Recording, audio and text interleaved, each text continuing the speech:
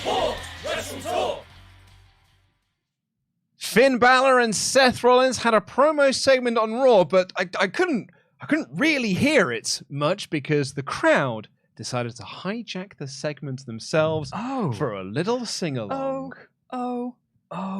Yes, when we will get into that very shortly. I am Lugo in DAD. This is the Professor Dan Layton, the truth Dan Layton, and this is the WrestleTalk Podcast review of Monday Night Raw. Please do press the subscribe button if this is your first time here. Please give us a little thumbs up as well and tell us what you thought of this episode in the comments down below if you're watching this on demand. But if you're joining us live, get in your UltraNats. Your UltraNats. Your Natty Chats. I believe they have since been rechristened. Welcome back off holiday.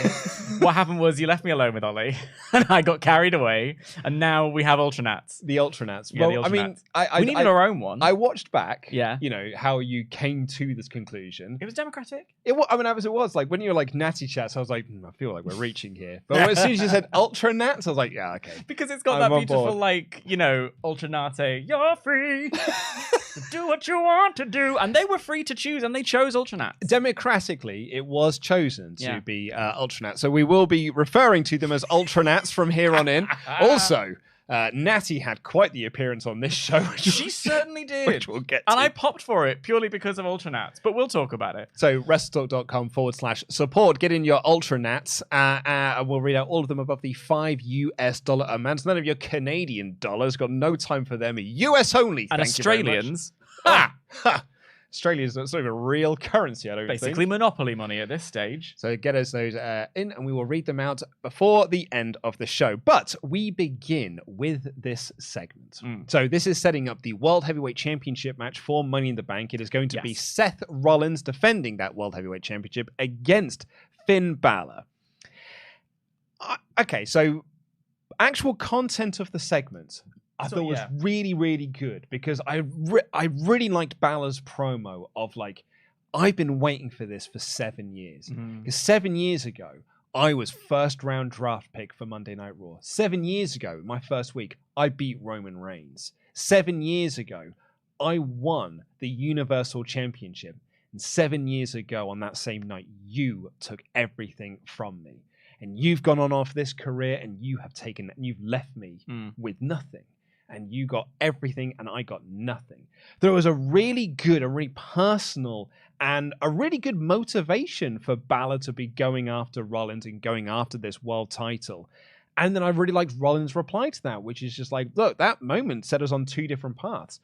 I went on to be a better person. You went on to be a bitter person. Some really like nice bits and bobs in there. But that's not what people are talking about. Yeah. What people are talking about is the fact that the crowd sang Seth Rollins' song during his entrance and after the entrance, and then kept singing it. And then kept singing it. And then kept singing it. Yeah. And then kept singing it. If I'd have been clever before we started the show, I would have gone and just been singing it around the room while you did the intro, and it would have been a very funny bit, and we'd all have laughed and said how clever I was, but I wasn't clever enough, so I apologize for that. But yeah, it's almost like you're right. You do have to separate the segment into two halves, don't you? There's the content of the segment, and then there's the way the segment went down. And then you can sort of look at them as a whole to look at how whether or not it worked or not.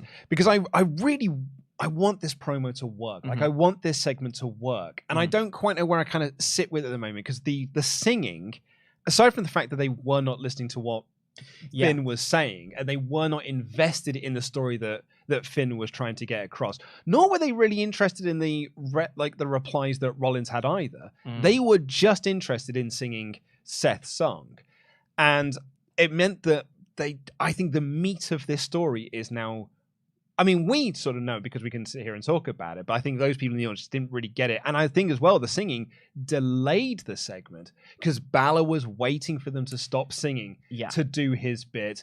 And he'd start saying, be like, 7 years, and it would just start back up again. And Rollins would have to like try and calm them down, have to get Finn to get going. And the segment then became like quite fragmented because the crowd became a much bigger part of the segment than they were at the start. It's a really interesting thing because I feel like I have, as you've been talking, thought of a few more aspects to this segment than I'd taken from initially. read these crowds to filth for not making any noise, right? Generally speaking, week to week, and including in this show, there were moments of the crowd not being there for it. Not necessarily because what they were being offered was the peak. Like I don't blame them for being a bit quiet in the, for instance, Raquel versus Shayna match. Yeah. However, there are other moments, including like Priest Riddle, where they just were quiet as well. And the past few weeks, we talked about how these crowds are quite quiet. But then came alive for that main event. Well, exactly. But this is what's interesting, is because when the crowd does make noise, it almost feels churlish for us then to sit here and say, well, the noise kind of ruined it. Absolutely. However, in this context, it did create a weird dissonance, right? Yeah. Which is that, and I have two sort of feelings about it. One of them is, you know how Steve Austin kind of regrets the what situation, because 22 years on now, it still is the chant people go to. Happened to Zoe Stark on this show. Literally happened to Zoe Stark on this show. And it can derail you. So that's one side of it, where it is the crowd going into business for themselves. They don't allow the segment to get over. There's a world where this kind of think about Dominic, right? Because the crowd just incessantly booing Dominic as loud as possible, trying to beat last week's crowd, really has added to the mystique of Dominic Mysterio, no? And there's a world where that kind of crowd involvement elevates a segment, where it's Seth being like, come at me, I've got this. I am the maestro of this crowd, and you are bitter. Like, there's a world where it lifts it, but here it didn't.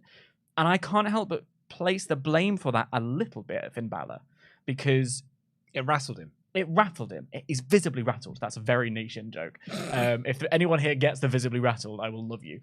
But like, it did rattle him.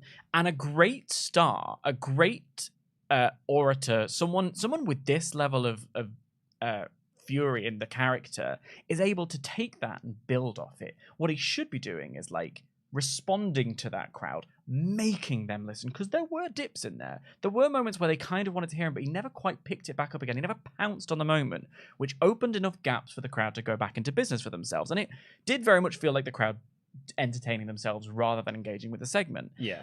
I do a little bit feel that what Finn was saying is like, yeah, it's two ways.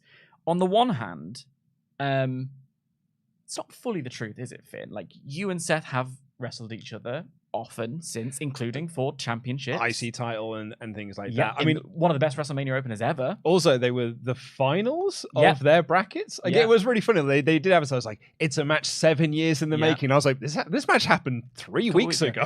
So that's a weird thing to say. On the other hand, it is true that, you know, Finn lost all his momentum. Well, let's talk about losing his momentum. Came back and had to rebuild it. And part of that is because of the higher ups, and part of that is because of just the way the show had gone and the way characters had gone. It's why people wrestle through injuries. It's why people, push through moments where perhaps they shouldn't. It's because people are afraid of losing their spot, because momentum can be killed like that. But he went away, went to NXT, redeveloped his character, rebuilt, almost started again, used that in the character, and double down on this story if you want to. Say, losing to you the other day the other week in that match reignited this fire, the way you keep laughing about it. You don't realize this actually was pretty bad for me.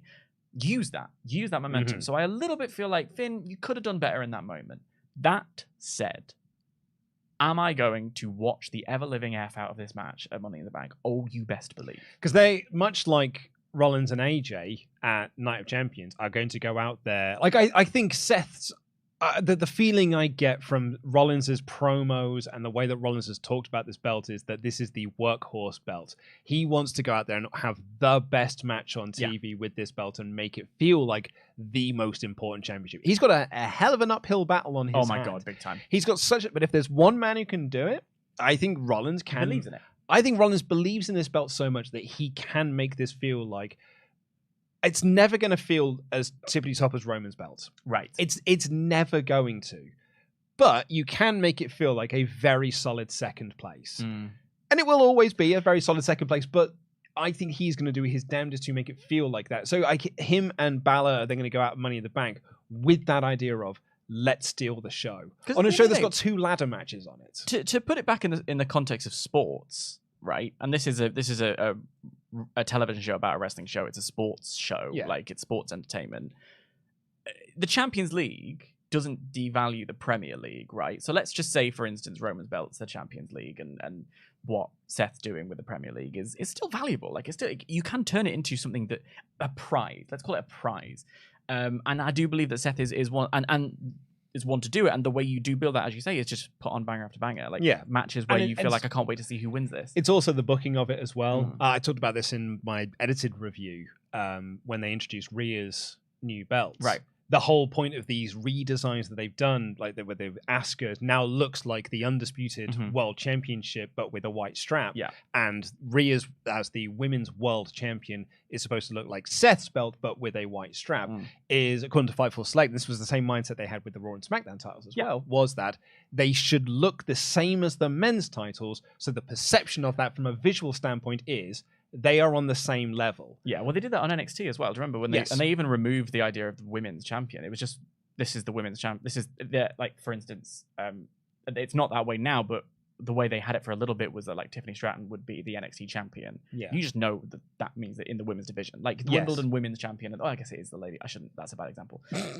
Ignore me. Yeah. But the putting it on an even keel is the same thing. But it's how you book it. It's how you book it. And the point I made in my edited review earlier is that it can be a plate of chickpeas.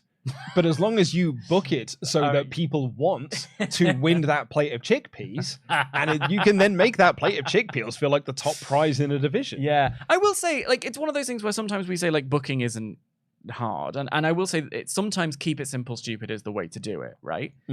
It can be difficult sometimes to book wrestling. Like it's not the easiest thing in the world, and I do give them a lot of patience, but. It is, it's tricky. I don't know. To kind of cycle back to the topic that we've got at hand here, the Finn. I think the fact that this does not feel like the top title probably sort of informs this crowd to not react to this. A world title segment should not feel like it is the crowd are just entertaining themselves. Yeah. And I'm a British wrestling fan. I have attended British wrestling shows. I am in no position to criticize an audience for entertaining themselves. Oh, we are because we're bloody awful for it. We're also brilliant. It's an incredible crowd, but we are really bad at going into business for ourselves. We're very bad at going into business for ourselves and finding chants that we find funny and just going with them and just entertaining ourselves. But we also know when to pay attention. That's the thing. So, it creates an atmosphere. It's almost like the Raw after Mania crowd, but one that pays attention. Exactly. Yeah. So I am not here to say this crowd were bad for doing this because, again, as I said in my edited review, it's their prerogative. They can do whatever they want. They've paid their money. They've got their tickets. They can spend their time however they want. But when I finished watching this segment, I just felt bad for Balor. Yeah. Because I felt like this was that promo for him. Yes, it was. It was the promo that we've been sort of waiting for Balor to be able to cut. The one that is like, oh yeah, you can be main event Finn Balor again. In a way, almost the promo we've been waiting for him to cut for 7 years. Because even in Judgment Day, a lot of his promo work has been yuck, we're the baddies, we're the heels. Yeah. But this was actual... Which has worked. It has worked. But on the main roster, this was very like... and I am talking main roster Balor here, not NXT Balor.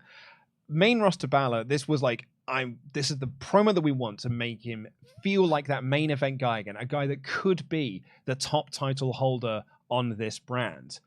But this crowd did not see him that way. No. And they didn't give him the chance to be that way and just did not care for him in that way. So I just sort of felt bad for him. Yeah, I didn't. You're right. The match is going to slap. Next week is going to be a very different story. Yeah. Unless next week's audience go in there and be like, did you see what they did? They go to Cleveland next week. Did you see what they did in, I don't know where they were this Wichita. week. Wichita. See what they did in Wichita last week? Let's just sing Seth's song over and over again. And that's where I do feel a little sympathy for Finn Balor, but I actually put some of the blame on him as well, because could you imagine, for instance, not to be this person in the wrestling community, but back in the Attitude Era, can you imagine The Rock not handling that? Can you imagine Steve Austin not handling that? Can you imagine John Cena not handling that? In this scenario now, imagine Roman Reigns not doing it. If this was like Seth going after Roman, if this was Seth going after Roman's belt and that crowd sang Seth's theme song the entire way through it, Roman would have handled that. I wonder if early Roman wouldn't have. Early Roman would have completely been rattled by it. Right, we're right. But like this Roman now... Which is why it's not worth writing off Balor. Yeah. Yeah, I think it's just it is unfortunate that Balor did get rattled by it. Yeah. So it's on you, Finn. Respond next week. I suppose that's a call out. It brings up the question really, and it's the one that we've got on the thumbnail for this episode. Did the fans ruin this segment? I don't think they did, because the other thought that I had was that this Raw was a good Raw, right? I enjoyed this Raw a lot. Me too. I feel like we're one of the few people that did. Yeah, well, here's my qualifier for that. This would have, if this was a 2-hour show, and we're back to this old favorite, this would have been a humper, to use a particular online phrase. But because it was a longer show, it felt baggier. When you shorten things down, you streamline things, you make things tick along, rattle along just nicely. This segment, with the result of this crowd noise and the way Finn wasn't able to capitalize on it, wasn't able to use it to build it, felt limp and it's baggy. supposed to be your main. It's supposed to be your main world title promo. Exactly. It's supposed to be the one that. Could you imagine the intensity on his face, yelling at the crowd? You people, give it some of that. Like you're laughing at this. This is my life. Like, give me some intensity. Respond to it. Instead, he was rattled, and it sort of stop, start. Looking at it, at one point, I thought Seth was annoyed. So that's where it started to fall apart. Do I blame the fans for that? No, because if you give the fans an inch, they will take a mile. You as the wrestler, you as the person holding the microphone, have it in you, have it in your power to bring them back on side. Yeah, I think it's... I don't think the fans did ruin this segment. But they sort of did. They sort of did, but I don't fully blame the crowd. I think is the point I was going to make there. Because they did ruin this segment for me, but I don't blame them. Yeah. Part of it's the world title, part of it's that it's been mid-card Balor for 7 years, and now you're like, oh, no, yeah, by the way, he's going for the top title. So there's lots of things that are sort of working against you in a lot of ways. But I don't blame the fans in doing what they did, because it is their prerogatives to do whatever they want. I just felt bad for Finn. It made it made what should have been a fire segment quite awkward. It did, yeah, and I think then because like you're right. Rollins also looked kind of annoyed that the segment was not going to plan, because I think he probably wants this segment to be good because he's trying to make this world title feel important. But secondly, because of Seth's character, he has to laugh. And because he then laughed at everything that was happening, it just made Balor look so low rent. And that's it. They are sort of guided to do this. They are guided to respond this way. And when you put up, do you remember in the European tour, they put up loads of videos about Paris singing it for 8 minutes and so-and-so singing it for 8 minutes. It's like, well, I don't blame them. Yeah. It's like it's a weird thing of like the crowd are doing what they're told, right? Mm-hmm. And yet it's also taking away from what you're trying to sell. So it's this lack of clear vision. Yeah. Right. And it's you don't have something so much in the palm of your hand as you wish you did. Like it's if this was Seth, do you remember he came out on the Raw after Mania and just didn't do anything, like, but they sang and then he went away, and it's like, you're asking them to do this. Yeah, I mean, I'm sort of looking at the chat here, and people are like, yeah, they did. Of course they did. Someone said that you've got to be like MJF. I've got the stick, so you shut up. Like, I think, you know, if The Miz is actually one of those people that's really good at that, of being like, you know, like he knows. The Miz is very good at knowing how to control a crowd reaction. And I think that's something that Balor was missing in this segment. But let's get into what you thought in our UltraChats. Please do get them in WrestleTalk.com/support. We'll read out all of them above the $5. Interestingly here, we're going to be kicking things off with Mod Mother. A rare insert. It is a rare insert, and we love to see it. One I'm very, very pleased to see here, which is Mod Mother saying, just dropping my 2 cents. We need to remember there are 2 crowds here, the in-person and the at-home crowd. The in-person has no idea how intense they affect the at-home experience. I say this as one who attended that Iron Man match with my family. That Iron Man match being the Seth Rollins Dolph Ziggler one, where the crowd completely hijacked it. And do you know? I do not remember it. Do you not remember? All. So there was the crowd stopped watching the match and were just counting down with the clock, and then it would be like 1 after every like 10 seconds or so, like at the end of every minute, and then to the point where they took the timer off screen. So people in the building just got the network up on their phone. Oh my god! See so they were probably timing out. They were delayed there anyway. Exactly, yeah. And it was It is a crowd that really derailed that match. It was a really good match, but no one ever talks about anything that happened in it. They just talk about that crowd. Modern Mother continues, but we had so much fun in that crowd. Only to find out afterwards the fact that how loud we were and what it did to the match. Did it affect the promo this time? Absolutely. But can we fully blame the in-person crowd? No. They did what they were trained to do, and they had fun doing it. That is the point I was just making. Also, what's interesting there, I think there's in that example with that Iron Man match, is there's almost a crowd like mob mentality almost to it, where you're like so hyped up in the moment, and you all just like, this is fun, and like sometimes you get carried away and you don't realize that's just life. Like we all do that. Do you remember the beach ball? Yes, and Cesaro ultimately takes matters into his own hands in one of the finest moments I've ever seen. Shut down that beach ball action as quickly as you can. And I don't think that when you're in the crowd, I don't think you do realize what it feels like for the crowd at home. A quiet crowd can also make it difficult for you to get into something. Like I was watching for my good friend Mark Marcuson. I was watching the Impact against All Odds main event, and the crowd were completely silent, which made it a confusing experience for me watching what was objectively very good wrestling to a dead crowd. It was a very weird experience.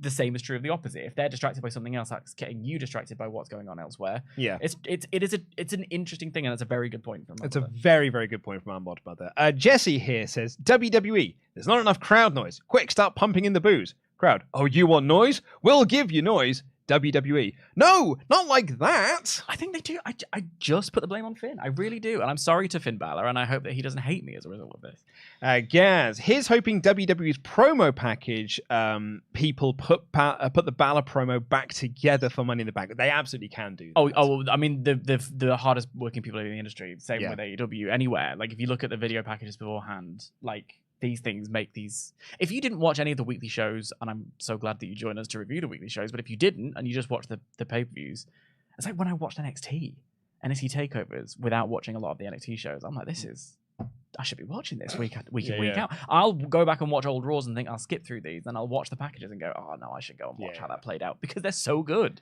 Dylan said, I've got to push back on the World Heavyweight Championship always being second fiddle to the WWE Championship. If Jey Uso takes it off Roman and has a meh reign, plus Raw roster puts on consistent bangers with the belt, the perception will change. But then... Well, that's your point. That's always been my point, is booking. That it's booking.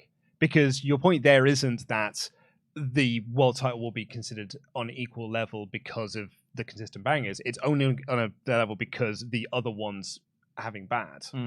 But also, the thing about Roman with these belts is the fact that there's a mystique built around them because of the narrative. Just the one belt now. It is just the one belt, isn't it? Yeah. Well, I haven't seen him hold it. Until he walks out with just the one belt, there are 3 belts. That's as far as I like. I want to see the one belt be the one belt. Yeah. But until he walks out with it on Friday, I'll believe it when I see it, because Vince can do anything. So, I mean, I've not done a show since the reveal of that belt. Yeah. You haven't? Hideous. Well, let's talk about it when we get into Rios, because I have opinions on belts. Hideous belts.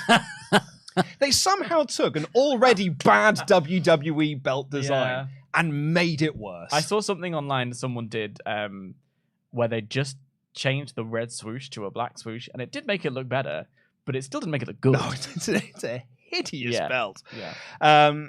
Christian here says, I was there in the crowd. I enjoyed the first couple of minutes of singing, but it would have been good to hear Finn speak. Yeah. Kevin O'Hare says, I now want to play a chickpeas. We'll get into the rest of Kevin's chat in a little bit. Also, I just wanted to say thank you to every single person who has bought their tickets for our Money in the Bank watch-along party, because... I'm so excited!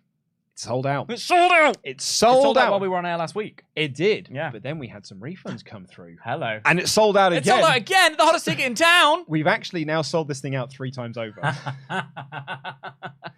So it is officially sold out once again. There is talk of something, some other stuff, but I can't say too much. Do I know? I actually don't know if you do know yet. Oh. But, just keep your eyes peeled, keep an eye on our socials and things like that. So there'll be some things happening, or possibly happening. I want to say possibly. I will say it's not more tickets for the event. Right. Yeah. Because we have a capacity of 150 people. Yeah. And we cannot put any more butts in those seats. But maybe it's something Quizlemania related. Who knows? Reigning Quizlemania champ, thanks. But thank you very much to everyone who did buy their tickets, and I cannot wait to see you all there. Yeah. I am 100p going into that crowd again for the Woe. Oh my god, I loved watching we had in our live stream, we were doing commentary as well, which was arguably the most fun I've had in my whole life. But behind us for the main event, I loved it. And I don't like, you know me, I don't take compliments well, and I don't actually in real life like to promote myself. But on this occasion, I was like, this is my moment and I'm taking it. I'm living my fantasy. A lot of the comments. I loved it. We're saying like, I think Dan's a natural. Does Dan do commentary? Because he's a natural at this If you're an indie promoter out there and you want someone to do commentary, give me a shout. Or if you're like Sean, I know you're watching NXT Europe right here. But Ross Sapp. No. Shawn Michaels. Oh, famous. Sorry, yeah. Ultra Not our Michaels. friend Sean. No. Sean. Well, I mean, he is our other friend. Our other friend, Sean. But like you being in the crowd in the background of that shot, you had the energy of it. What was that like? Oh, it was so good. Come on. I said on the review we did afterwards, I was like, I think everyone needs to be in a Woe. Yeah, at one point in their life. I think that is a proper bucket list thing for people to be in a crowd to do for a Woe moment. And imagine, and we did that in the pub. You know. Yeah. The energy's there. Being there for Mania would have been like Christ. insane. But yeah, that's my one thing, is that I am going to be in that crowd again. Even if I'm doing the live stream bits, I'm going to take my headset down, so I can just go in with my people and do a Woe. Then I'll go back and do my job. But anyway, this episode of Raw kicked off with Adam Pearce unveiling the new Women's World Championship. Mm-hmm. The same as the men's. Should we do our belt bit now? World Championship? Yes, we'll do the belt bit now. But it's got a white strap. I appreciated very much that they just did this and got on with it, because I think the second they pulled out Asuka's new Women's Championship, we knew what it was going to look like. So the fact that Raw kicked off without even... Well, now, here's the thing. White straps make everything better, because I think this women's world title looks quite good, and I think it looks nice. I think the women's title on Asuka's side also looks quite good. I hate with a fire of 1,000 suns that it says Women's Undisputed Championship, because that doesn't make no kind of sense. But like the belt itself, I think actually looks quite nice, like especially compared to Roman's belt, which does look like someone dropped some mustard. It's the shade of gold, isn't it? It's the problem. It's ugly buggly. It is ugly gold. Yeah. It's an ugly shade of yellow, because it doesn't look gold. No, I do appreciate, and I will give them credit for trying to streamline this. At least it wasn't a belt swap, right? Well, absolutely. I said this in my review earlier. Yeah. Look, I don't think it is the prettiest belt in the world, although I actually prefer it almost to the men's one, because you're right, I think the white strap actually elevates things. But it does mean that we don't have to be making jokes anymore about the SmackDown Women's Championship being defended on Raw by Raw stars. Yeah, and that's grand. We can just draw a line under this and we can move on. We were all nervous from day one that it was going to be a handover situation. Thank God they didn't go down that road. I do like that we're going to get in the unification of the women's tag titles. We have clarity on the Undisputed Championship. I would like to get it with the men's tag as well. Oh, I can't wait for that moment. I just hope it's not what they do. You know the graphic they do where it's half blue and half red? Don't give us that in real life. That's awful. But like, even just Kevin holding the red one and Sami holding the blue one, that would have been fine. But anyway, I'm digressing at this point. Point being, I can't wait for when Roman has won, we just get new belts again. When Roman's lost it, rather. With that said, when Asuka was given her new world title, she then got a big time match set up. Oh, she certainly did. It's actually the Friday before, the day before Money in the Bank. In London, England. It's going to be Asuka versus Charlotte Flair for that world title. That's a big thing. So not only did the belt unveiling feel like a big deal, Asuka then got to celebrate with this new title to make it feel like a big deal. And then we got Charlotte making her return, making it feel like an even bigger deal. Charlotte like, I want this world title. And a match is set up. And on top of that, you had Bianca backstage getting mad because she'd been promised a match. So already we've got a lot of people vying for this piece of gold. Absolutely. We're putting lots of chess pieces on the board and making it feel like a very exciting division. What did Rhea Ripley get in this segment? Dom got the belt before she did. Well, that's it, isn't it? Like, this segment was not about Rhea Ripley. It was about Dominic and Cody Rhodes. I will say, across the board, this show was a yikes for the women's division. And I'm putting that squarely on the people in the back with pens in their hands and notebooks. This is bad form. I can't fathom we put the belt on Rhea Ripley at WrestleMania, and our big plan after that was nothing. Because she's still there was a mummy chant. So over. She's so incredibly over. But all she's done is squash Zelina Vega, and then she's squashed Natalya, and that is it. And now we're looking to go hang into Money in the Bank, and she's not going to be having a title match there. She is just a second to Dominic Mysterio. They could last minute put her against Brandy Rose. Well, that's it. Or last minute just put her against Dana Brooke. Like, what does it matter at this point? And I just find that to be, what they'll probably end up doing, it'll probably be someone like Tegan Knox because, she's a local town hero from Wales. I thought you were going to call her local talent, and I was like, ouch, Tegan, you're trademark now. No, local town hero from Wales here in London, or Piper Niven, or it's Nikki Cross or whatever. It's just so you can have like a going up against someone, but you've not built those three up in the way you did. They at least did that with Zelina. They did do it with Zelina, did not do it with Natty. No, Natty's not necessarily. I suppose she is Saudi hometown. They love her over there. I felt this does Rhea. And even if it is Tegan or Nikki or Piper, it does her nothing. Yeah. Why haven't we had a Rhea story, a Rhea angle, a Rhea feud since she's won this belt? It was a while ago that she won it. And this is why I get cross on behalf of the women's division, because it's not like they ain't stacked. No, absolutely there's a lot of talent not. Especially since the draft. Yeah. Raw's got a great depth of women's talent that you could make feel like big deals. And it's like, it's one of those things where we've talked about it, and I suppose there's an argument of inconsistency where it's like, nobody thought that Zelina was going to take the belt off her. Nobody thought Natty was going to, but at least they were programs, right? Nobody believes, let's say, that Tegan Knox is going to take the belt off Rhea or Piper Niven, but like you could at least put like Piper's a bam, like imagine Rhea versus Piper. Absolutely. The idea of it salivating, and then you just have the match and it's a humper and they go home. Yeah, you build someone up and then you have a great match, even if it is a foregone conclusion. A foregone conclusion doesn't matter. Like as long as you've told a really good story to get to that point, it's fine. So I thought this was very disappointing for Rhea because really the focus of this segment was Dominic Mysterio came out and he put the strap on, and then you're a father. And then Cody came out, and Cody and Dom had a bit of exchange of words, and Cody challenged Dom to a match at Money in the Bank, which Rhea accepted, but they sort of missed that acceptance because The Miz slid in the ring, and that set up Cody Rhodes beating The Miz in a fine little match. It was fine. That match happened on television, yeah.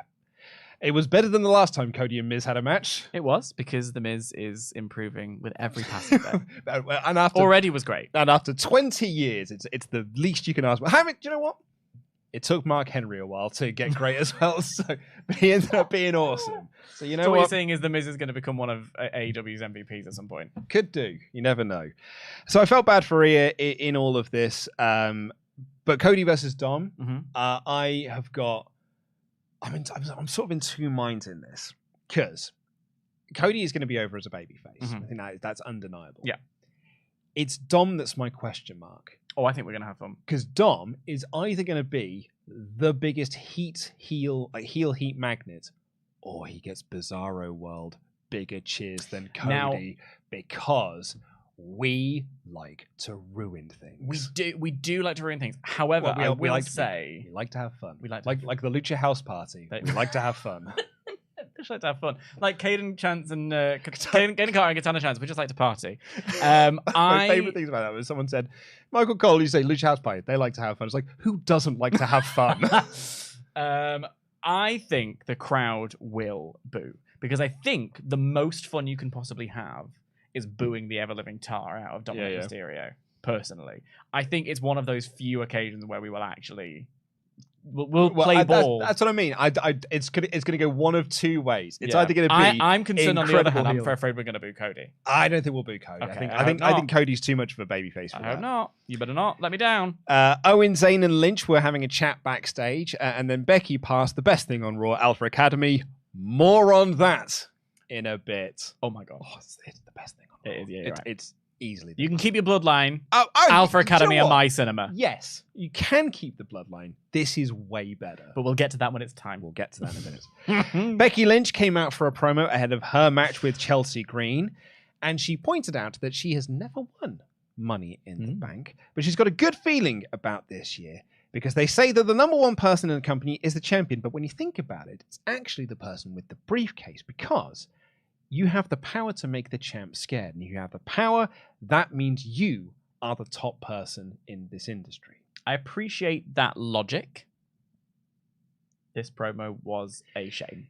She tripped over her words. A lot. Rare for Becky. Rare for Becky, but she did incorporate that into her promo, being like, I'm so excited, I'm getting tongue-tied over it. I appreciate that somewhat. It fell down slightly when Zoe Stark came out.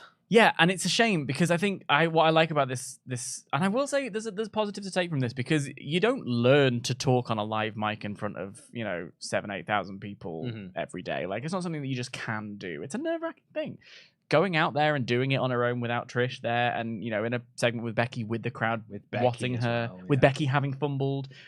It's good experience, and she's at the start of her career, and I'm willing to let her off. And maybe that's inconsistent on my part, but I thought it was, she was giving it something. She was being passionate. I'm very lenient with Zoe Stark because I'm a bit of a stan. Yeah. If I carry on much this way, I will be open to criticism. So I'll step back, but. Was a fumble. Yeah, Stark did get the what treatment into this. The crowd were not buying into her whatsoever. Becky wanted to have a fight, but Chelsea Green and Sonya Deville came out, and they had a bit of back and forth, and that led into Becky Lynch beating Chelsea Green. A lot of this just took place during the commercial break. Yep. Came back for some rest holds, and then Becky ragdolling Chelsea into the barricade, which I thought was real fun. She did that last week, and it was a lot of fun then as well.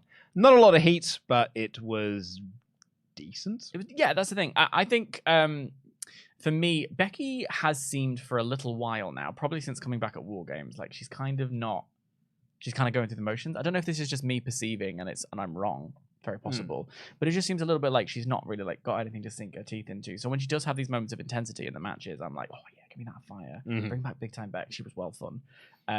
She got a lot on her plate. I don't know. It was a fine segment. Judgment Day were walking backstage, but Finn seemed distracted because they were all yucking it up with Judgment Day, yuck. But Finn had something else on his mind. And then Damian Priest took on Matt Riddle in a Money in the Bank qualifier and became the 6th person to qualify for Money in the Bank. He is the 6th and final person to qualify for the men's Money in the Bank, which means, let me check our lineup for Money in the Bank. LA Knight. LA Knight. I'm gonna because I tried to remember this like 5 times and I keep forgetting people. LA Knight, Santos Escobar, Ricochet, Nakamura, Damian Priest, and someone else from SmackDown. It's Butch. It is local town hero, local talent Butch from Birmingham. Pete Dunne is the 6th man in that strong lineup. It is, and yet I did.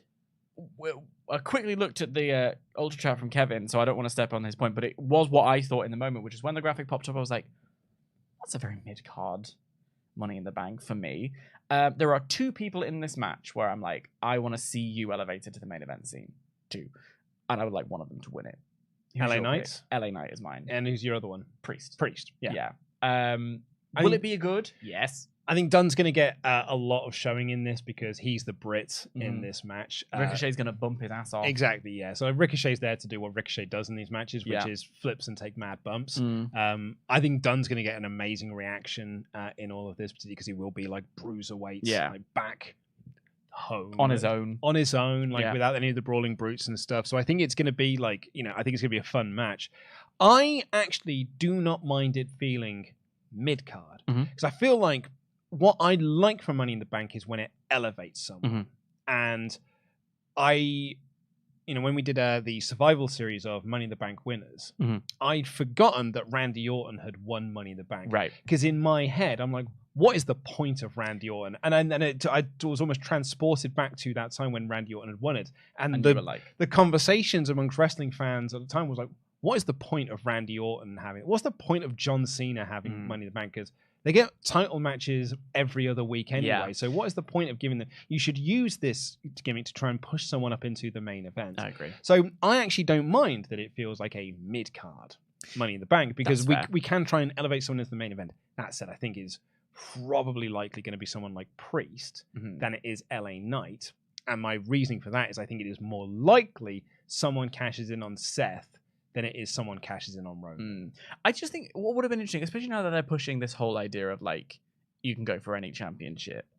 if they had a little bit of spice in there to it, like say someone from NXT got in there, or say Sheamus got in there and he's like, I'm gonna cash in on Gunther because I want that IC title and I've been denied these things, so I want it, Or a little bit like when Otis said he was going to use it to cash in on the tag titles in the dark days. But like, since you're going for it, why not add a little bit of spice in that way? But that said, you are right. It is meant to elevate, and I think this is a return to that idea. Yeah. I would say if you have got the perception that this is a mid-card Money in the Bank and then the person wins it and cashes it on the mid-card title, that does not help that perception whatsoever.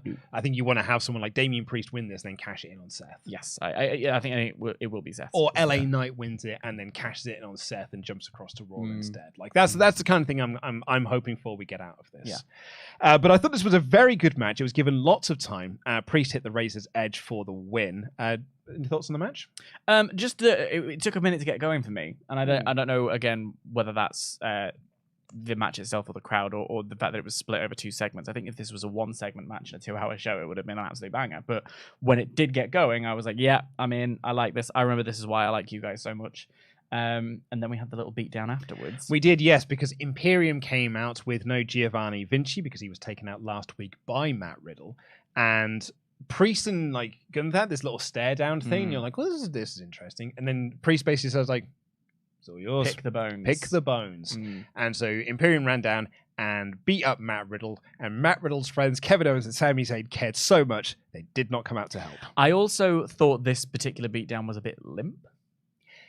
Yeah. And I was like, oh. It was basically there to service what happens in the main event. Which then leads me to another thought I have later on in the show. Lovely. So, yeah. Kathy interviewed Cody backstage, and he cut a very good, fired up promo. He did cut very good. I like this kind of promo more than I like them standing in the ring with a microphone sometimes, because it does feel like if you can do what you do down to 20 seconds. I'm sorry for being this person, but think of The Rock backstage with Kevin Kelly, like all coach, like holding his mic up, and The Rock is just doing this, and he's going off for about 20 seconds, and then he runs away. Like, I like these segments. They can do a lot more to build the match up than the in-ring segments do. If they keep lingering on these shots of Kathy Kelly staring at Cody Rhodes as he walks away, I'm going to be getting in trouble for writing some fan fiction. I have to tell you. She's going to be in London. She is. That's a good point. Yeah. Maybe. I mean, if we get that press accreditation, who knows? Who knows, Dan? It's my time. It's our time. Mine and Kathy's time. Funny enough, actually, I was thinking about The Rock just the other day. There's a good Nando's at the O2, so I can take it there. That's true. I've got chilies on my card. There is a good Nando's there. Bargain City. You got actually got a few options. Yeah. There's a wasabi there, isn't there? There is. But you can't really sit in a wasabi. I'll take it to the All Bar One afterwards, have a quick snog. Dan, let's be honest. Like, we need to be real about this. Yeah. You're never getting a table in All Bar One. It's going to be packed out, mate. It will. Absolutely no cat and hell's chance are you getting a seat and a table at All Bar One after the show at the O2. During the show. She doesn't need to work. But what if she needs to interview someone backstage? That's She true. just puts a pint down and just runs off. Or does it from All Bar One? Yeah. Yeah. No, I was thinking about The Rock, and not just all the L's he's taken recently, but someone shared a video of him when he was in the Nation as the IC champ. Oh yeah, and Farouk's cutting a promo, but The Rock's just stealing the show. Yeah, and he's there just like reacting to it, and it's where that GIF comes from, and the big eye roll GIF comes from and stuff. Yeah, and I was watching it, I just kept my eyes on The Rock, and I thought, no one does this in promos anymore. No, if you've got a faction like doing a promo, no one's like looking at the camera and like getting themselves over. It's just someone standing and talking to another person and just saying some words, and then they leave. I disagree with you slightly. There are 2 people who managed to do this. One of them is Rhea Ripley. The other one is Solo Sikoa. I think both of them are able to get themselves over when other people are talking. And they do well. Yeah. I'll give you those, actually. Byron, this is one of my favorite things on the show. Our mascot. Get in your UltraChats, because Byron interviewed Natalya. And Natalya is just like, I've not been the same since Night of Champions, and maybe that's a good thing, because being myself hasn't worked out for me, so maybe I need to be someone else. And Byron essentially goes like, Yeah, whatever. Sami Zayn, Kevin Owens on a chat to you now. Oh, Natty! They're bantering her off like nobody's business on 2 continents at this point. Byron almost forgot he was interviewing Natalya at one point. It was like, yeah, whatever, mate. I'm just poor lass. Look, here comes the champs. So he quickly moves on to Sami and Owens. And Owens talks about how he nearly won the match last week with Gunther. And then Imperium walk up and they challenge Owens' name for the tag titles, which Owens wants to make official. Adam Pearce makes it official later on. Yeah, he does. Yeah. Again, though, with the shouty nonsense from Kevin Owens, which I actually quite enjoy. I call him Scrappy Doo Kevin Owens, but I quite like it because it was almost working as kind of like a factotum for us. It says a lot of stuff that we think. But it's also clearly setting up character work because there's a segment later on where Zayn is talking to Kevin and being like, look, dude, you are losing your temper. You're blowing up a lot. Are you okay? And he's like, I'm fine. Look at me. Of course I'm fine. And adding that level of volatility to a character does create that moment where in the main event, I'm like, oh, if you aren't paying attention, could you lose your That's what I mean. It feels like we are on that path of the story of the potential breakup of Owens and Zayn, or, maybe they overcome this sort of thing. What happens is, speaking of crowds hijacking things and going into business, crowds chanted fight forever at Sami Zayn and Kevin Owens once, and they decided they would take it literally. Because they are just doomed to be friends and break up forever. Do I want to see it? Kinda. Yeah, they've been doing it for like 10 plus years now. It works. We're going to recap from SmackDown of the entire Bloodline stuff. The second best story in WWE. We'll get onto that in a minute. And then Jinder cut a promo for Indus Sher challenging Cedric Alexander and Shelton Benjamin. I was well disappointed last week because I thought that we were finally going to get a match and then we didn't. So I don't believe that we're going to get a match next week either. Yeah. I don't think either of them are actually on Raw. I think they're free agents. Are they? I thought they were signed. Well, what, Cedric and Shelton? Oh, I don't know about them. Yeah, I think Indus Sher, right? I think they're Indus Sher, right? Yeah. A match that I was quite hyped going in for, but I came out more hyped off the back of it. Ricochet versus Bronson Reed. They showed a recap of last week where Ricochet and Nakamura had a match and Bronson Reed ran in and caused the DQ, which is built on from Bronson Reed losing out on the chance to be in Money in the Bank because he lost to Nakamura and is annoyed that Ricochet is in the match instead. And they're having this match. Nakamura comes out early. And they're doing some David and Goliath stuff, and it's really, really good fun. Ricochet's just bumping around all over the place, then starts to get all of his hope spots in. Bronson Reed shuts him down again. Bronson Reed's so good at this. And then all of a sudden does essentially a reverse Razor's Edge and just launched him into Nakamura, who sat at commentary. Reed has gone up to hit the tsunami, but Nakamura runs in and attacks Reed, causing the DQ. Now, you might be like, oh, it's 2 matches in 2 weeks, 2 DQs. You tell me that Vince isn't back. But this is serving a story here. And I'm really digging this. Because Ricochet is then annoyed at Nakamura. And he's like, what are you doing? I'm having a match here. Like, this is my fight. And so him and Nakamura have a bit of war of words. Reed then knocks both of them out. He's going to hit the tsunami on Nakamura, but Ricochet jumps up and he attacks Bronson Reed. Then they work together to give Bronson Reed the double superplex. Which gets an organic holy ass chant. Yeah, which unfortunately was heavily censored so much, the commentary as well. But they had this sort of like, still that look in their eyes of being like, no, you still mess with my match. Like, I know we worked together in that, but I'm still really annoyed at you. Then backstage, Ricochet goes up to Adam Pearce to ask for a rematch with Bronson Reed next week. And Pearce is like, oh, I'm sorry, I've already booked Reed for another match. And Ricochet is, against who? And he's like, guess that guy. And it's Nakamura.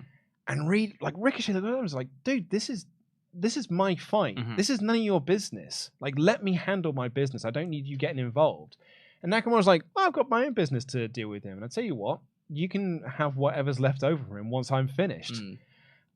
Honestly, by the end of all of this, I was like, I love this as a little mid-card feud. Yeah, what I like about it is Triple H talked about when he took over that the reason we don't have, like, for instance, Hell in a Cell as a pay-per-view anymore is because why have just a match with, whereas an Elimination Chamber or a Money in the Bank is less organic to have feuds that build to an Elimination Chamber or feuds that build to a Money in the Bank. So what's fun is he's done the opposite, which is to have these big matches and then within the matches have little feuds going in. So we're going to have, like, for instance, Zoe Stark and Becky Lynch. In this one, we've got Nakamura and Ricochet who are having a little bit of beef, and then a third party who's not in the match who might have some form of impact. I kind of like that. I'm intrigued by that, and I like Bronson Reed a lot. So I love the match potential. You know, we didn't. That said, I would like for the match to just go. You know, I want them to just go at it and let it be. And I'm not wild about. I'd almost prefer a triple threat match next week on Raw. Well, I think that's what we're building to. Yeah. I think with this is to build because we've got Nakamura and Bronson Reed next week, and then we'll kind of see how Ricochet plays into that, and then presumably the week after that, it's Ricochet versus Bronson Reed and how Nakamura plays into that, building to that eventual triple threat between them. What I really like about this, it's not just that it is a triple threat story, which doesn't get told a lot, and I really dig it. It's not for a belt. Right. This is just a feud. This is just three people who have issues with each other, who are fighting each other. I've always had this thing a bit of a bee in my bonnet about this. People being like, oh, you need to have more titles on the show because you need to have people fighting everything. It's like, you don't need to. No. Like Zoe Stark and Becky Lynch currently are just, Becky Lynch and Trish are just feuding over a personal issue. They don't need a belt in order to make this story feel important. They make it feel important because of that. And I really dig that this is not for a belt. Yeah. But what it's doing is raising people's stocks. So if then Ricochet goes for Gunther's IC title, or Bronson Reed does, or Nakamura does, they now feel like they are bigger stars because they have had a lot of TV time and they feel like they're important to the show. Yeah, I agree. We then got that Owens and Zayn segment we talked about before, and actually then the Balor stuff and that Ricochet stuff that we just talked about. Oh, we're just rattling through, aren't we? Raquel Rodriguez took on Shayna Baszler. Which happened? Yep. Baszler won with the assistance of Ronda, and it had zero heat. Yeah. I will say again, like I'm not mad about. I like the unification angle, and I kind of like Ronda and Baszler's stick. There was something they said last week that I saw a bit online. People got annoyed. They were like, "We've been like manifesting this. We've wanted this like for 10 years or whatever." And some people were like, 10 years ago you were in UFC, and it's like, well, no, like you can be like, they can be in UFC going, oh, wouldn't it be great if we were like tag champs together? Like, I like they're wrestling fans. Yeah, and like what Shayna Baszler had said about like in real life. Seemingly so. Ronda said she's a wrestling fan, but she doesn't act like one. No, but they did. Well, I would argue she acts exactly like a wrestling fan. Good point. But she's very demanding. Like I like them just insisting on this, and then there being bamfs and whatever. I don't know, but it's just not heatifying in the way I want it to. And I don't know what to do about that. I don't either. I think Ronda's seemingly lack of caring, I think certainly hurts this. And I think Shayna's got a bit of an uphill struggle herself to try and make this team feel like it's I empathize a little bit with Ronda. I think she took the crowd turning on her incredibly personally. Yeah. And I do get it's not nice when people say things about you, but like also I don't know, like use it in a different way. Yeah, it wasn't really much of a match either. We then got a video for the Iron Sheik, which was very good. From following his passing, he's going to go and break some backs and make people humble. He's literally calling some Peter a jabroni as we talk. Absolutely. Then we got the best thing on the show. Oh yeah, let's get into the cinema. This was so good. It was like a 5-minute segment, if that, and everything about this was perfect. So earlier in the night, when Becky Lynch and Kevin Owens and Sami Zayn were having their chat, Becky walks past Alpha Academy, and I'm just going to call them out. I'm not going to say with Maxine. No. She's part of their group. She is. It's Alpha Academy. Chad Gable is in like a coach's polo. Oh my God, he's got chino shorts and a whistle. I loved it. And he is training Maxine. Him and Otis are training Maxine. I saw a video that they did on social media, which was all around the arm drag. It was Otis was showing how. Oh, really? I hadn't seen that. And it was Otis trying to show how to do an arm drag and stuff. And then Chad walks in and be like, no, that's not how you do it. This is how you do it. And shows how to do an arm drag. And then she executes this perfect arm drag on him and stuff. And Chad, and then she has this, oh my God, I did it. And there's a brilliant reaction. In this match, it's Chad Gable versus Eric of the Viking Raiders, who they are feuding with. Again, I love this. It's just a little mini feud. It's not over a tag title or anything. It's just people who have got issues with each other. And Gable does an arm drag to Eric and holds onto the arm. And he looks at Maxine and says, look, this is what I was talking about. Valhalla, on the other side of the ring, walks around and starts to chase towards Maxine. And what does Maxine do? Executes a perfect arm drag. The noise of the pop I made for this arm drag. Me too. I was on my feet. Because I was just fully expecting her to run away and Valhalla to chase after her. Or a kick or something like that, because we've seen Valhalla chase her off. But this is the story progression. Yeah. Previously, she has run off when Valhalla's come afterwards. Now, she has arm dragged She's learned a move. She has learned a move. And her reaction was incredible. She was so excited. Chad Gable was so proud. Otis was so happy. And then Chad Gable got a technical roll-up on Eric. A little bit of wrestling. Got the win. The heels were all like, and the baby faces got out and were like, woohoo, we won.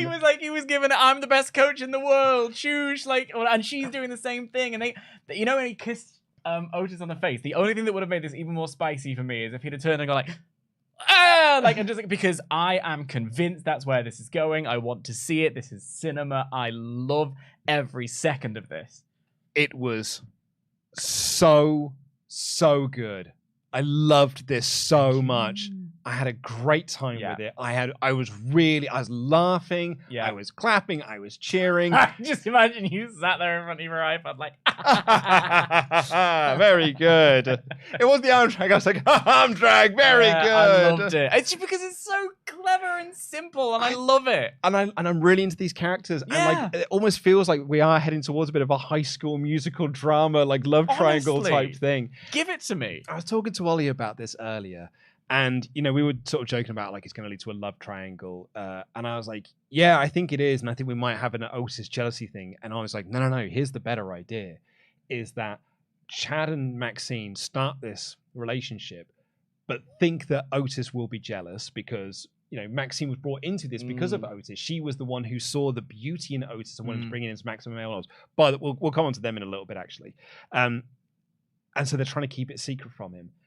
And then he finds out that he is always known and is just super supportive of them being in a relationship. And then they're just this unit. Oh, because twice now I've got both you and Ollie with the idea of Chad turning on Otis. Both of you reacted in the exact same way. So that's actually well nicer. Such a nicer idea. Yeah. I love it so much. I thought this segment was awesome. Yeah. I feel bad for Maximum Male Models, though, because as it turns out, according to a report from Five Horse Lake, they're getting repackaged. So that feud is done. It's one of those things where, again, you have to roll with the punches when you're writing wrestling. Some people might get injured, some things change, something takes off when you weren't expecting it to. And I think this has clicked in such a way that it's like, well, Maximum Male Models would complicate this and spoil this a little bit. And this is actually a better story. We've moved on from it just being like, oh, look, the big guy is doing a model thing now. I liked that gimmick a lot, and I like both of the people in it. So let's see what the repackage looks like. Like we said, you can go back and watch the tapes. We said, I think this would be a really fun little lower card, lower mid card story. I'm way more into this one though. I think this is really good. Maxine coming out in Alpha Academy gear was such a wonderful touch. And she'd been wearing the shoosh. The first time she wore the shoosh, I was on my feet. Like I have loved this. Yeah. So I do feel sorry for Maximum Male Models, but also next. Next. I'm way more into this. This was the best thing on the show. I can't say enough good things about it. We got a video package for Rhea Ripley.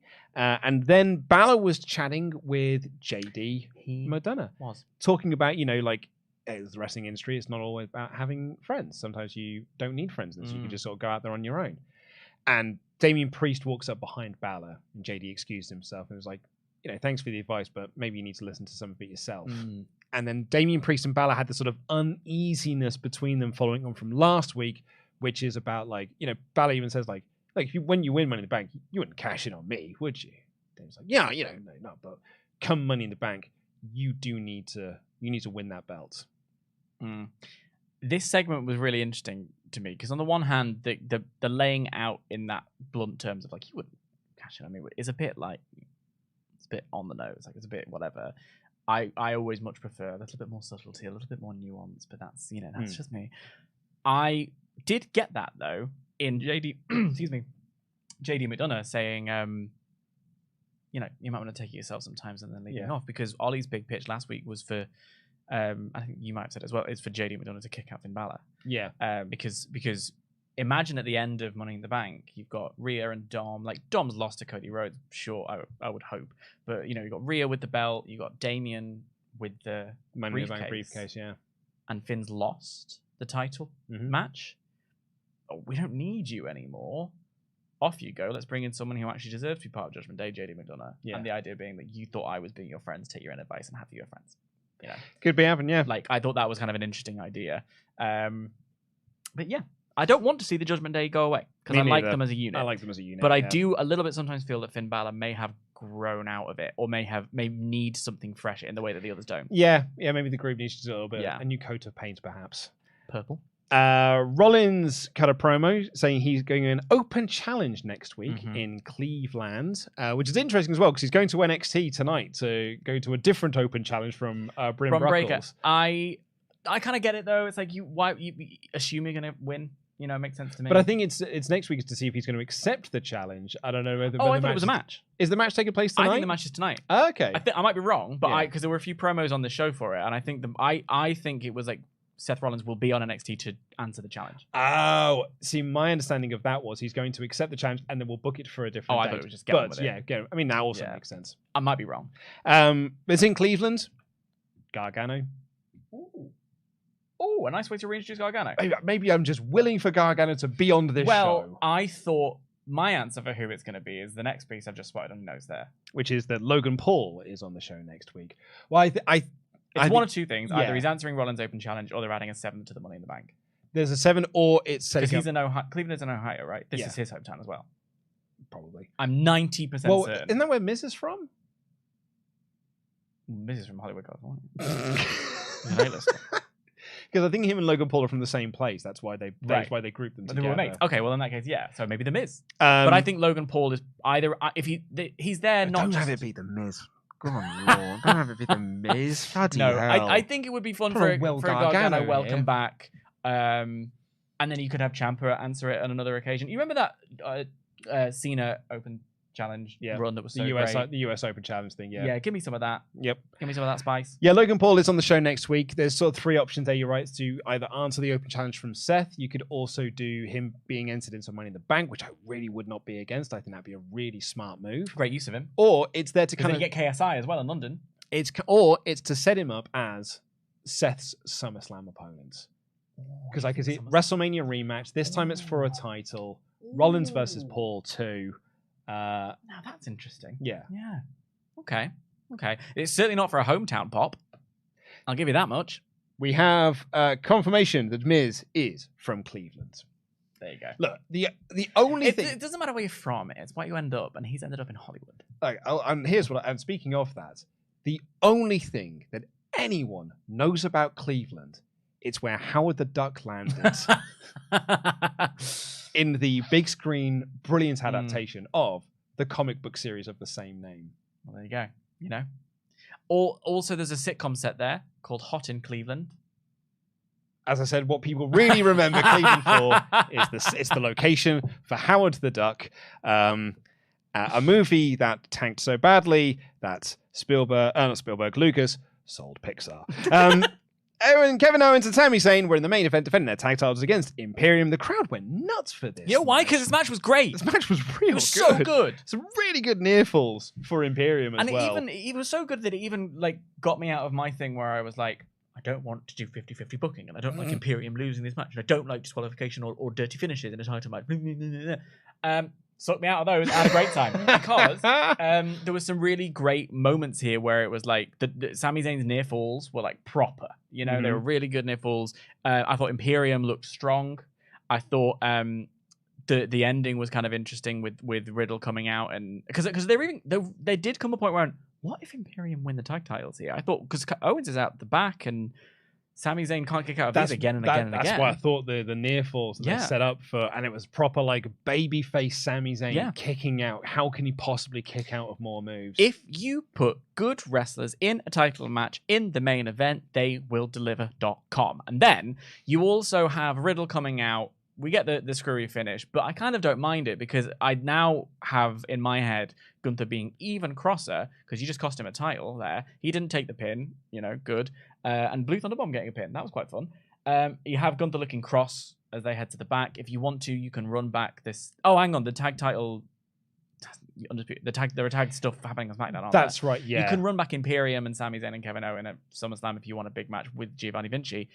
I think they're going to struggle with. I've seen them beat that sort of lineup of Imperium quite a few times now. But that's why I wouldn't have them do that. But that's beside the point. But I now want to see Gunther absolutely flatten Riddle next week. I want to see him flatten him. Well, we're talking about this earlier. And it's going to be on the 3 count video that's going to be going up there this Friday on the WrestleTalk news channel. Riddle versus Walter in London is so weird to me because that is a match I used to see a lot in Rev Pro. Right. Yeah. Well, I guess there's an element of the crowd. And that's why I think that's why you book this match for London. Yeah. Because that is a British wrestling staple match, is doing Walter versus Matt Riddle. Yeah. So I'm all for it. Let's have it. And here is my pitch. If you are going to Money in the Bank, if you are there in the O2, sing Walter's proper theme. Oh, you're encouraging the fans to hijack the segment in London. I'm encouraging British fans to do what British fans do best, which is show that you're smart fans. Nobody knows like we know. Exactly. I love the main event. And I'll tell you what else I loved about the main event, just to finish before we get into the UltraChats. So do send yours in. I loved high key that Sami Zayn's music is playing. They're having a cuddle in the ring. They've won. The thing is panning out. The crowd are on their feet. What a good feeling. What a great go-home thing. Sami Zayn and Kevin Owens. I think a lot of us wondered when they won the belts at WrestleMania, were they going to go into sort of like tag whateverdom? Was their star power going to fade? And I think those fears were a little bit compounded when they carried on in the Bloodline storyline. And then lost. But I think what we're seeing in segments like this, and what we saw last week with Gunther and KO as well, is that if you have them in a match like this, if you give them good opponents, if you give them space and time to do matches, they're fine. Yeah. They're fine. And we love to see it, you know? So I'm excited, and I hope they do actually have a relatively decent run. And their belt's next. So here on Friday, it is a 5-way gauntlet match for the number one contendership to the tag titles, which is Street Profits, Pretty Deadly, Brawling Brutes, LWO? LWO. There's another team in there as well. I can't think of the other team. I'll find out. Either way, here's my pitch. Do you want to just find out who it is before I... I'll tell you what, I've got WWE.com. I've just typed it. And going down to SmackDown, and I'm going to scroll down. WWE.com is a terrible website. Why is WWE.com such a bad website? DOC! I win!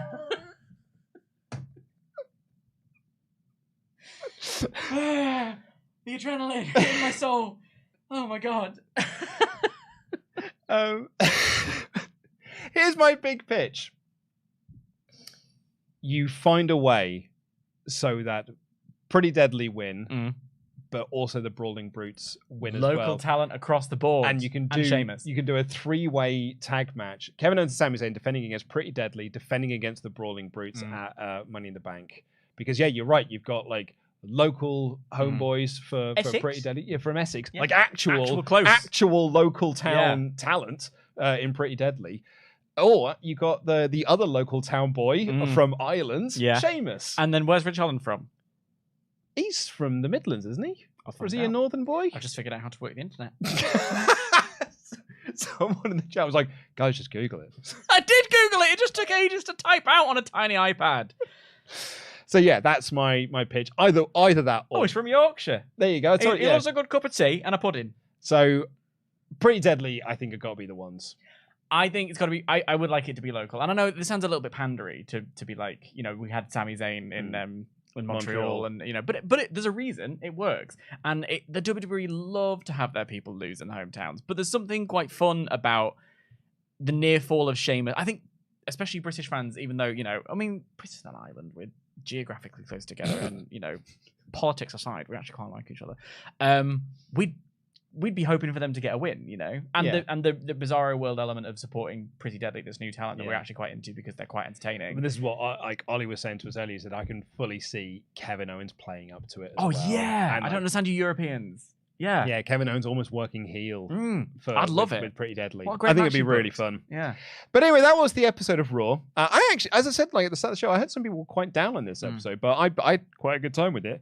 And I don't know if that's just because I really like the triple threat mid-card stuff that we've got with Ricochet, Nakamura, and Bronson Reed, and I just love this Alpha Academy stuff and with the Viking Raiders. It's the most I've been into the Viking Raiders in forever. So I kind of came away from this episode being like, yeah, that's a thumbs up from me. Yeah, I'm giving it 3.5. I think it's one of those things where it's like I say, if you shorten it down, which is not going to happen because it's a 3-hour show and we just have to live with it, it would be a really tight, really entertaining show. I just think it was a bit baggy for me. But I had a good time. You know, I think there's a lot of promise, and I think I'm looking forward for the next 2 weeks. Well, the next week, because then the week after that is go home. Yeah. Never good. The poll is now live. Let us know what you thought by clicking the thumbs up, thumbs down, or thumbs in the middle. We'll read out the results before the end of the show. We've also got other poll results to read out shortly as well about whether or not the crowd did ruin that segment, which we'll get to shortly. Before we do that, though, we've got to shout out some very special people. Those are our $25 and above Patreon Pledgehammers over at patreon.com/WrestleTalk. Got some great stuff coming up. This week, it is going to be WrestleTalk behind the scenes. Next week's that's released tomorrow, in fact. The week after that will be WrestleTalk After Dark. Yep. And then the week after that, myself and Ollie Davis. Oh, yeah. We did TNA Sacrifice 2009 last month. The time of your life. And what are we reviewing this month? The follow-on show, TNA Slammiversary 2009. That's right. You fine folks over there. It beat King of the Ring 2001 by 1%. Oh, it was a popular choice. It was, I mean, going through the comments on Patreon, it really was two camps of people being like, I want them to talk about Kurt Angle versus Shane McMahon, and the other camp being like, TNA 2009, let's go!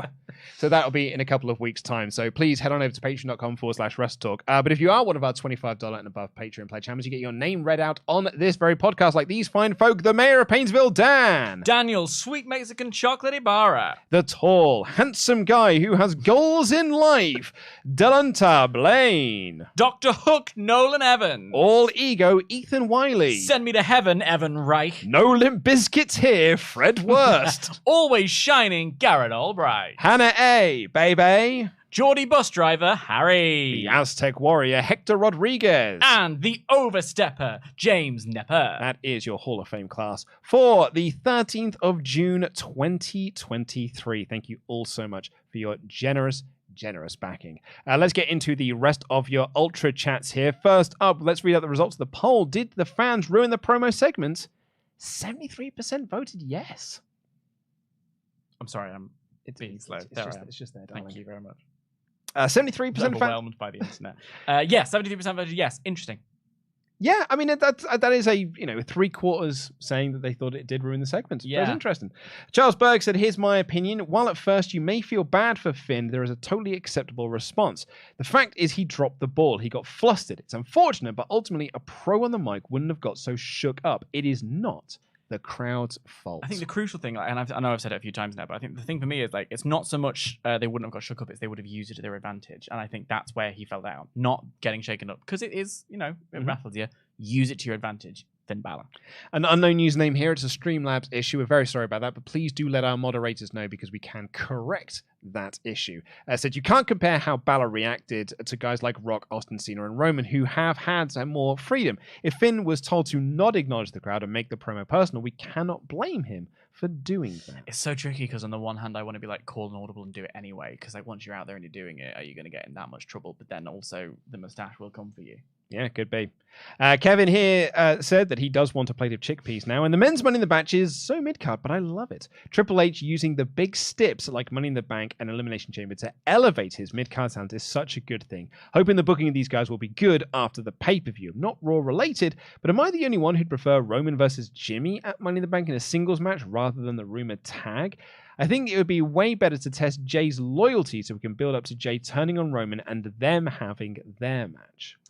Yeah, I mean, I think there's something about Jay still being involved in some way, and the turn to lead up to SummerSlam, which is where I see the big thing going down personally. Because, sorry guys, it's a bigger show. But yeah, I also is there an all bar one close by to wherever SummerSlam is? Detroit. They've got is there an all bar one in Detroit? Well, at that point, Kathy's going to want to take me out, so she can pick the venue. Oh, I see. Maybe we'll make some TikToks together. I've heard those are popular. I don't know, Dan. In a few years' time, I'm 40 years old. I have no idea. But yeah, no. I like I said earlier, Kevin. I agree with you about Money in the Bank. However, I think the point you've made there, which is I'm hoping the booking of those guys will be good after the pay-per-view, is more apt because, like, I said this at Elimination Chamber, and people said that I was being a bit of a Debbie Downer, but that match did not elevate anyone. Who won it? The United States one, like where they had like Johnny Gargano in there and Bronson Reed. Was that the United States title? Yeah, it was the United States title, wasn't it? You're probably right. And like, you know, that's sad, isn't it? Yeah, I've forgotten. Like Montez Ford had his singles like running. Yeah, it was. Yeah. It was a match that didn't elevate anyone. No, it was cool to see them all get that spot. Bronson Reed, I thought but that's because Bronson Reed was brand new and got a push out of that. At least it oomphed him into me wanting to see what Bronson Reed was doing. There's no one in this match where I'm like, oh, I want to see what you're going to do next because I'm not sure about you. What I want to see is LA Knight be given something to talk about. If you want to talk about promos, he gives me Steve Austin energy.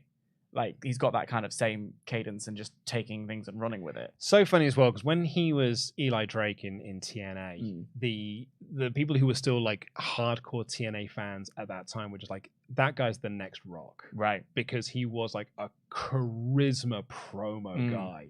And it was like, he is the next Rock. And a lot of people made fun of TNA fans at that point because, well, no one was watching TNA and being like, he's just some guy some guy who's quite good at talking. But here he is now on the biggest stage in wrestling and is crushing it and he's getting incredible reactions and is like, yeah, no, he probably could be the next top guy. I think it would do a lot for him to have that kind of prop and to have that kind of thing back him up.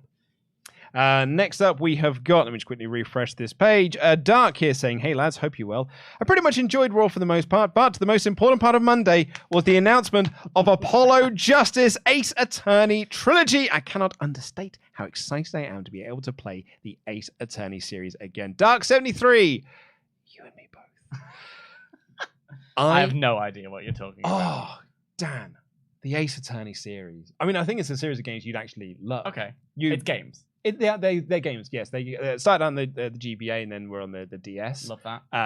Mostly in Japan, and then they became big on the DS Western because they got like Western localizations. Okay. And you're a lawyer and you're solving crimes and stuff, and then you go to court and you're presenting evidence and stuff. It's a text adventure game, but with some very nice animation and stuff. I've played through that Ace Attorney trilogy so many times over. I was obsessed with it when I was at university. I got the soundtrack, the orchestral soundtrack that they did. They got an orchestra in to do it. I got the jazz group soundtrack that they did for the third game because Godot is a bit of a jazz guy. Yeah. So I had that. I've got all of the game soundtracks on CD and the double disc one for 1 and 2. I've got all the mangas on for it. I got the live action movie, all the anime stuff they did in it. I was obsessed with Phoenix Wright. I didn't love Apollo Justice as much, but I was still really excited to carry on that story. So actually, that's the thing I'm looking forward to with Apollo Justice. The opportunity. I want to revisit these games because I had tried to revisit. They did an iOS port, and I did sort of play it for a little bit on that. But I think I burnt myself out because what I did was just play the original trilogy again, right? And then start Apollo Justice. I think I burnt myself out somewhat. So I'm looking forward to going into these fresh, re-energized. Yeah. I'm so excited. Also, it's just lovely that I get to finally talk about Ace Attorney. Some good games at last, yeah.